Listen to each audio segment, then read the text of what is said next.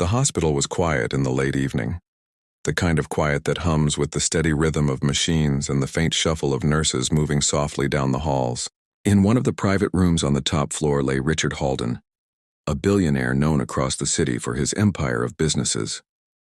For weeks he had been in a coma, sustained only by machines, his powerful body rendered fragile and still. Doctors had given little hope. Visitors came and went, most of them lawyers, business partners, and distant relatives more interested in his will than his well-being. But every night one person stayed longer than required, long after her shift had ended. Her name was Clara, a young nurse with gentle eyes and a quiet heart. Clara had grown up in a small town far from wealth and luxury. She became a nurse because her mother, who raised her alone, had once told her that the greatest gift one could give another person was care. And so Clara cared not only because it was her duty but because it was her calling. While other nurses did their tasks quickly and left, Clara lingered. She spoke softly to Richard even though he could not answer. She read him passages from books, humming lullabies under her breath, and every evening she bathed him carefully as though he were a helpless child instead of one of the richest men alive.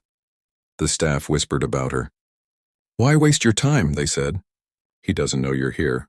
He can't hear you." But Clara never listened. She believed that even those who seemed lost in silence might still feel the warmth of kindness. And so she continued, washing his face gently, brushing his hair, keeping him human in a world that had already begun to write him off as gone. One night, as the storm raged outside, Clara entered his room again.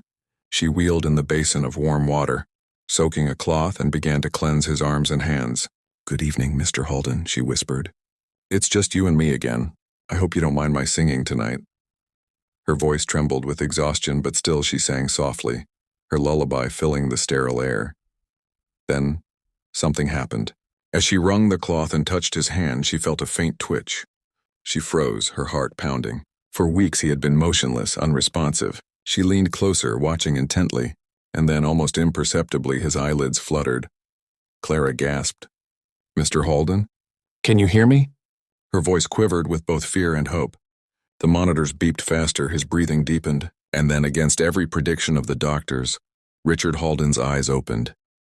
He blinked against the harsh hospital light, confusion clouding his gaze, his lips parted, a hoarse whisper escaping. Who are you?" Clara's eyes filled with tears. "I'm Clara, your nurse. You've been asleep for a long time, but you're safe now."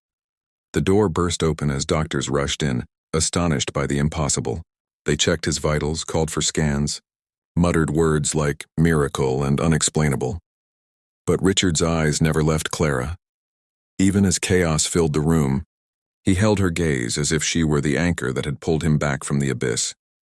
In the days that followed, the news spread like wildfire. The billionaire had awoken from his coma.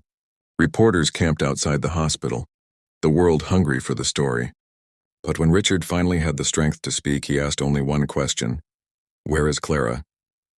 She came to his room, shy, almost reluctant. He looked at her for a long time, his voice still raspy but steady. "I remember," he whispered. "Not everything, but I remember your voice. Your touch. You were there, weren't you? Always there." Clara nodded, her eyes glistening. "I just did my duty, sir." But Richard shook his head weakly. "No, you did more. I felt it. Even in the darkness, I felt you. You saved me." From that day on, he refused to let her leave his side. As he recovered, he asked her to read to him, to tell him stories about her life. Clara, hesitant at first, spoke of her small apartment, her mother's sacrifices, her struggles to make ends meet. She never asked for pity. She simply spoke with honesty. And Richard listened, captivated. For the first time in years, he felt connected to another human being, not because of business, money, or power, but because of simple kindness. When he was discharged, the world expected him to return to his empire. But Richard shocked everyone.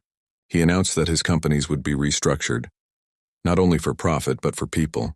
He revealed plans for hospitals, scholarships, housing for the poor. And at the heart of his transformation was the nurse who had bathed him when the world thought he was gone. One evening, standing by the hospital window overlooking the city, Richard turned to Clara. His voice was soft, vulnerable in a way she never imagined. "All my life I thought money was what kept me alive. But when I lay in that bed, it wasn't money that brought me back. It was you, your care, your kindness. Tell me, Clara, how can I repay that? Clara shook her head, her smile faint but resolute. You don't owe me anything, Mr. Halden, just be kind.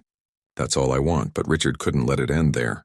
Months later, when he had fully recovered, he appeared at the small apartment where Clara lived with her mother. He carried no entourage, no cameras, just himself. He knocked on the door, and when Clara opened it, he handed her a single envelope. Inside was not money, not jewels, but a letter of gratitude written in his own hand. You saved my life, it read, and I intend to spend the rest of mine honoring that gift. From that day forward, Clara and her mother never struggled again. Not because Richard showered them with wealth, but because he gave them something greater: security, respect, and love. He made Clara the head of his new charitable foundation, trusting her to guide it with the same heart that had guided her hands that lonely night in the hospital. And though people whispered of romance, Clara never saw herself as anything but a nurse who had done her duty. Yet Richard saw her as something far greater, the miracle that had awoken not only his body but his soul. For sometimes the most miraculous awakenings are not of the flesh, but of the heart.